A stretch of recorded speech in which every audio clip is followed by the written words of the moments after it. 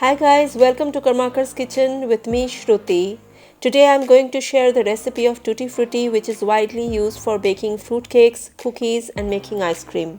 But before I begin, if you are new to my channel, please hit the subscribe button and press the bell icon so that you don't miss any of my videos. Also, do not forget to like, share and comment. So come, let's see how to make colorful Tutti Frutti. To make Tutti Frutti, we need raw papaya. Here I have taken 1 cup of raw papaya, peeled, chopped in small cube size. I am not making a lot of Tutti Frutti here, just 1 cup serves my purpose. You can increase the quantity of papaya as per your requirement. So the first step is to parboil the papaya, for which boil some water in a saucepan and add the raw papaya into it. We need to boil the papaya for about 5 to 7 minutes or until it's half cooked or half boiled. We need to boil until it turns semi-transparent.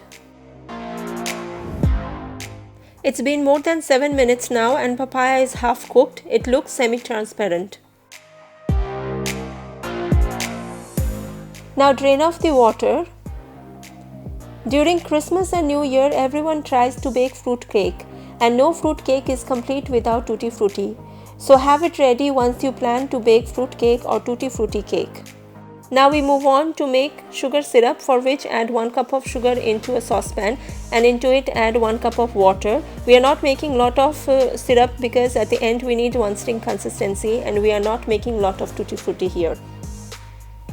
Once the sugar dissolves, add the half cooked papaya and boil for about 20 minutes or until the papaya is fully cooked or looks transparent. Cover and boil on medium to low flame. It's been more than 20 minutes and you can see syrup has reduced and thickened. Papaya looks fully cooked. Now add vanilla essence 1 teaspoon for flavoring. You can skip this part if you like, but adding vanilla essence makes Tutti Frutti more enjoyable. Now I'm dividing the papaya in 3 equal portions because I'll be adding 3 different colors into it. So you divide accordingly as per your requirement. I'm adding 3 basic food colors, red, green and yellow for Tutti Frutti. You can make multicolored Tutti Frutti by adding more colors of your choice. Mix the colors nicely. There are Christmas and New Year special baking recipes in my channel. I'll post the link in the description box for you to watch. I used these homemade Tutti Frutti to make fruit cake and you can watch the video. The link is in the description box below. Once done with the mixing, leave it for 12 hours to soak. It should absorb the colors nicely. So I waited for more than 12 hours and the colors are permanent now. But you can see it is wet, so I'm gonna use paper towel to soak up excess moisture that it has. See, the color is not coming out in my fingers, it's permanent. One by one, I'm gonna pat dry all the Tutti Fruttis.